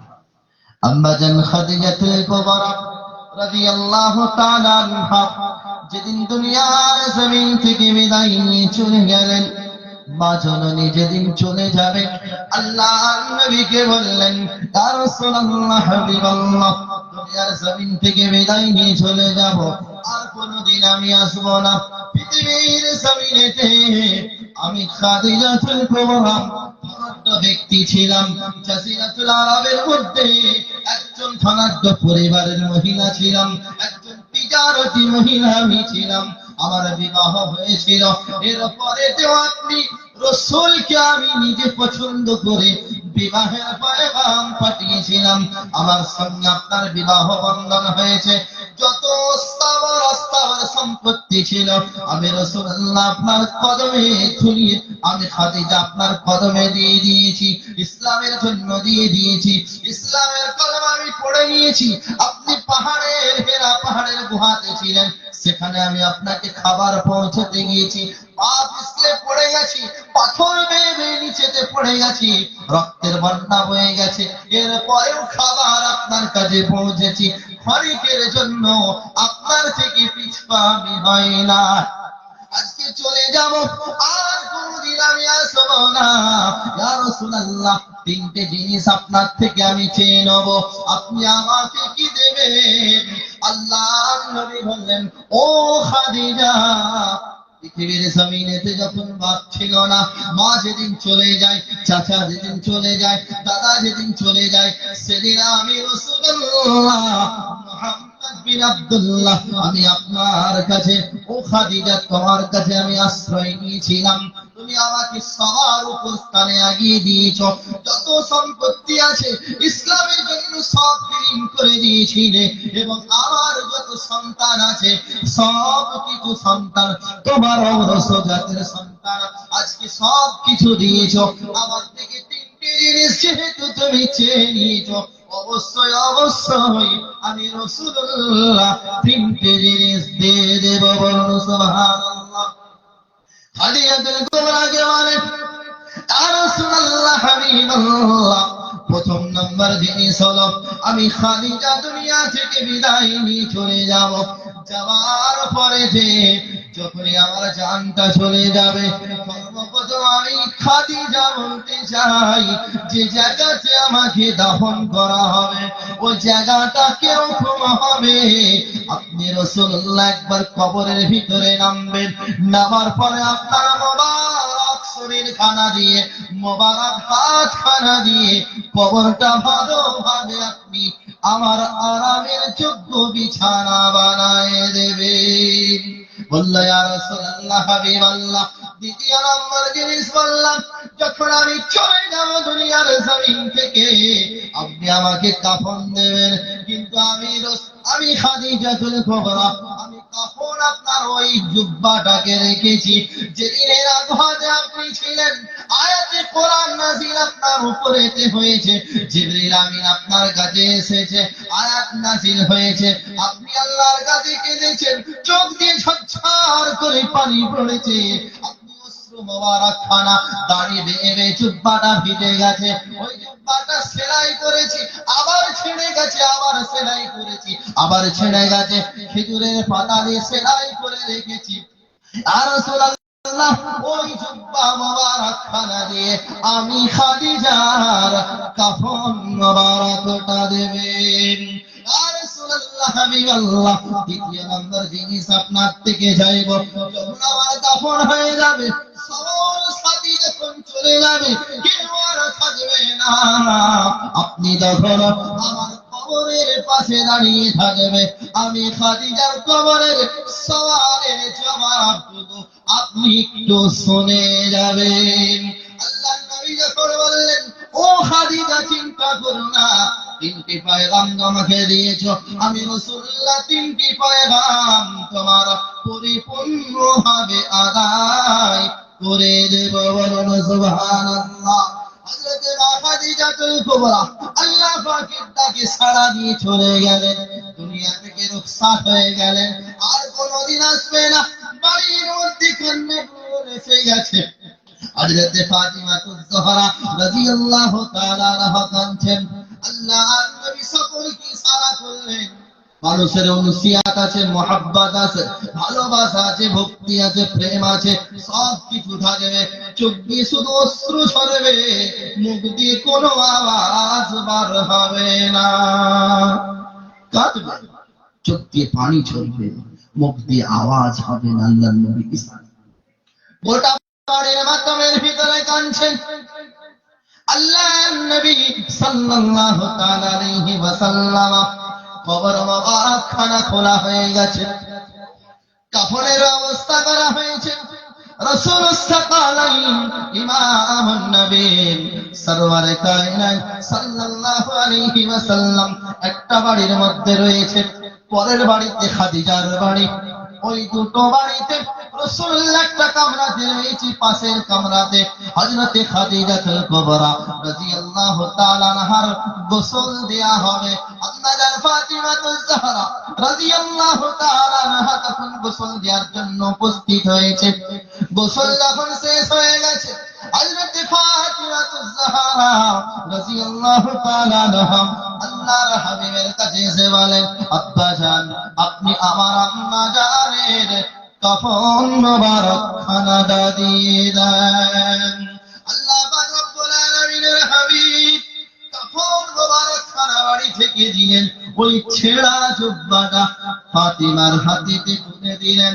হযরতে ফাতিমা কাফনটুকু নিয়ে ঝরঝর করে কেঁদেছে আর বলেছে, আব্বাজান, আমার মা এই জাজিরাতুল আরবের মধ্যে সর্বশ্রেষ্ঠ নারী ছিল, যে ধনাঢ্যপত্তির বেরি ছিল, তার ছিল, আজকে দুনিয়া থেকে রাজরানী বিদায় নেবে, যার পয়সার কোনো অভাব ছিল না, টাকার কোনো অভাব ছিল না, দুনিয়াতে এক্সপোর্ট ইম্পোর্টের কোনো অভাব ছিল না, আজকে দুনিয়া থেকে চলে যাচ্ছে, আমার আম্মা জানের জন্য কি নতুন কাফনটাও আপনি দিলেন না? বলেন, ও ফাতিমা, এটা আমার ওসিয়ত না, তোমার আম্মা জান এই কাফনটাকে পছন্দ করে গেছে, আমার দেয়া নাই। হযরত ফাতিমা যখন শুনেছে, ওই জুব্বা মোবারক খানা রাসূলের নিয়ে আম্মা জানকে কাফন পরানোর জন্য চলে গেলেন। হযরত ফাতিমাতুজ জোহরা কাফন মোবারক খানা নিয়ে আম্মা জান খাদিজাতুল কুবরা রাদিয়াল্লাহু তাআলা আনহার দেহেতে যখন কাফন লাগাতে যাবে, কাফন লাগাতে দেরি হয় নাই, আম্মা জান খাদিজার লেবাসটা জান্নাতি লেবাসে ভর্তি হয়েছে। বলুন সুবহানাল্লাহ, জোরে বলেন সুবহানাল্লাহ। হযরত খাদিজাতুল কুবরা যখন জান্নাতি লেবাসে পরিপূর্ণ হয়েছে, আম্মা জান হযরত ফাতিমাতুজ জাহরা রাদিয়াল্লাহু তাআলা আনহা তখন বলেন, হাসতে হাসতে বেরিয়ে এসে আব্বা জানকে সালাম দিয়ে বলেন, আম্মা জানকে যখন জুব্বা মোবারক খানা লাগালাম, তখন আম্মা জানের গোটা শরীরটা জান্নাতি লেবাসে পরিপূর্ণ হয়েছে। বলুন সুবহানাল্লাহ। আল্লাহর নবী বলেন, আমি যখন তোমাকে কাফন দিয়েছি তখন তুমি কেঁদেছিলে, যখন বেরিয়ে এলে তখন হেসেলে, বুঝতে পারলাম না। বলল, আব্বা জান, আমি যখন কাফনটা নিয়েছি আমার মনে হলো যে আমার মা ছেঁড়া কাফন পরে যাবে। বলল, না মা, এটা তোমার মায়ের পছন্দ করা, আমি রাসূলুল্লাহ দেওয়া নয়। যখন মোবারক শরীর মোবারকে যখন কাফন জুব্বা মোবারকটাকে টাচ করেছে, জান্নাতি লেবাসে আল্লাহ তাআলা পরিপূর্ণ করে দিয়েছেন। আমি ফাতিমা এই জন্য হাসছি। আল্লাহর নবী সাল্লাল্লাহু আলাইহি ওয়াসাল্লাম বলেন, ও ফাতিমা, তোমার আম্মা জান আজকে বিদায় নিয়ে চলে গেল, দুনিয়ার জমিনে নজির রেখে দিয়ে গেলেন, জান্নাতি লেবাসে পরিপূর্ণ হয়ে গেছে, গোটা বাড়িটা খুশবুতে মুআত্তার হয়ে গেছে, মিশক আম্বারের মতো খুশবু আছে। আল্লাহর হাবিব যখন বলে দিলেন, হযরত খাদিজাতুল কুবরা জানাজার নামাজ আদায় করার পরে দ্রুত বেগেতে কবরের কাছে নিয়ে গেছেন, কবর দেয়া হয়ে গেছে, তখন পরিপূর্ণ হয়ে গেছে। সাহাবায়ে কেরাম সকলে চলে গেছেন, নবী আমার কবরের পাশে দাঁড়িয়ে রয়েছেন, চুপচাপ দাঁড়িয়ে রয়েছেন। কেন? আজকে দুনিয়ার জমিন থেকে রাসূলের পায়ের নিচের মাটি সরে গেছে, এতদিন সব সহ্য করে নিয়েছেন। খাদিজা চলে যাওয়ার পরে রাসূল বিস্মিত হয়ে গেছেন, দুঃখিত হয়েছেন এবং চুপচাপ কবরের কাছে দাঁড়িয়ে রয়েছেন। সব সাহাবায়ে কেরাম চলে যাওয়ার পরে রাসূল চুপচাপ কবরের দিকে দাঁড়িয়ে রয়েছেন। হযরত জিবরিল আমিন বলেন, ইয়া রাসূলুল্লাহ, হাবিবাল্লাহ, আল্লাহ পাক আমাকে পাঠালেন, আপনি খাদিজার কবরের কাছে কেন দাঁড়িয়ে আছেন? আপনি একটু চলে যান, আপনি কবরে দাঁড়িয়ে রয়েছেন, আপনার ইজ্জত এবং ইকরামের কারণেতে কবরে মুনকার নেকির আসতে পারে না। আল্লাহর হাবিব বললেন, ও জিবরিল আমিন, আজকে আমি এখান থেকে আর যাব না, আমি খাদিজার কবরের সওয়ালের জবাবটা শোনার জন্য দাঁড়িয়ে রয়েছি। আল্লাহর নবী হযরত মুহাম্মদুর রাসূলুল্লাহ সাল্লাল্লাহু আলাইহি ওয়াসাল্লাম যখন বললেন, আল্লাহ তাআলা জিবরিল আমিনকে বলেন, ও জিবরিল আমিন, যাও যাও আমার নবীকে বলে দাও, আজকে খাদিজার সওয়ালের জবাব আপনি নবীকে দিতে হবে না। আল্লাহ পাক বললেন, আমার নবীকে জানিয়ে দাও, খাদিজার সওয়ালের জবাব আমি আল্লাহ সবার আগে দিয়েছি। বলুন সুবহানাল্লাহ। আল্লাহর নবী বললেন, আল্লাহ কি রকম ফয়সালা হলো জানি না, আল্লাহ তাআলা যেমনি ফয়সালা শোনালেন, আমি খাদিজার সওয়ালের জবাব আমি আল্লাহ পাক নিজে দিয়ে দিয়েছি, আর কোন সওয়ালের জবাব আপনাকে দিতে হবে না। আল্লাহ পাক রব্বুল আলামিন যখনই কথা বললেন, রাসূল আমার তখন চুপচাপ বসে রয়ে ঠুকরে ঠুকরে কাঁদছেন, চোখ দিয়ে অশ্রু ঝরছে। বারবার আওবকা করার পরেতে আল্লাহ নবীকে বললেন, ও নবী, আপনি কেন কাঁদছেন? আল্লাহর নবী বললেন, আমি এই জন্য কাঁদছি, আজকে খাদিজার সওয়ালের জবাব আপনি দিয়ে দিলেন, কিন্তু আমার উম্মতিদের কবরের সওয়ালের জবাব কে দেবে? সেখানে তো রাসূল আমার কাঁদছেন উম্মতিদের জন্য। আজকে শবে মেরাজের রাত্রিতে আমি আপনি বসেছি, জবাবটা রাসূলের শুনুন। রাসূল আল্লাহ পাককে বললেন, খাদিজার সওয়ালের জবাব আপনি দিয়েছেন, কিন্তু আমার উম্মতিদের সওয়ালের জবাব কে দেবে? আল্লাহ তাআলা তখন বলেন, ও আমার হাবিব, আমি আল্লাহ পাক জানালাম আপনার উম্মত উম্মতিদের মধ্যে যাদের কাছে মিরাজ থাকবে তাদেরকে আমি আল্লাহ বিনা হিসাবেতে জান্নাতে দিয়ে দেব। বলুন সুবহানাল্লাহ। মিরাজকে সাথে নিয়ে যেতে হবে। সেই জন্য আমরা প্রত্যেকে দৃঢ় প্রতিজ্ঞতা করে আমরা আজ থেকে শবে মেরাজে যেহেতু আল্লাহ পাক নামাজকে দিয়েছিলেন, সেই নামাজকে আমাকে আপনাকে জিন্দা করতে হবে। হবে না? হবে না? জোরে বলুন। কজন পড়বে? নামাজের পক্ষে কজন আছে? একবার হাত তুলে তাকবীরের সাথে বলুন তো। নারায়ে তাকবীর। আরো জোরে একটু মহব্বতের সঙ্গে। নারায়ে তাকবীর, নারায়ে তাকবীর, নারায়ে তাকবীর। আল্লাহ তাআলা প্রত্যেককে কবুল করুন। প্রত্যেকে বলেন আল্লাহুম্মা আমিন। এতক্ষণ ধরে আলোচনা করলাম সর্বপ্রথম আল্লাহ তাবারক ওয়া তাআলা এই অধম গুনাহগার বান্দাকে যা কিছু বললাম সর্বপ্রথম আমাকে আমল করার তৌফিক দান করুন। তারপরে যারা শ্রোতা রয়েছেন তাদের প্রত্যেককে আমল করিয়ে নিয়ে বক্তা এবং শ্রোতা উভয়কে জান্নাতে যাওয়ার তৌফিক দান করুন। প্রত্যেকে বলেন আল্লাহুম্মা আমিন। দরুদ ইব্রাহিম পড়ি। আল্লাহুম্মা সাল্লি আলা মুহাম্মাদ ওয়া আলা আলি মুহাম্মাদ কামা সাল্লাইতা আলা ইব্রাহিম ওয়া আলা আলি ইব্রাহিম ইন্নাকা হামিদুম মাজিদ।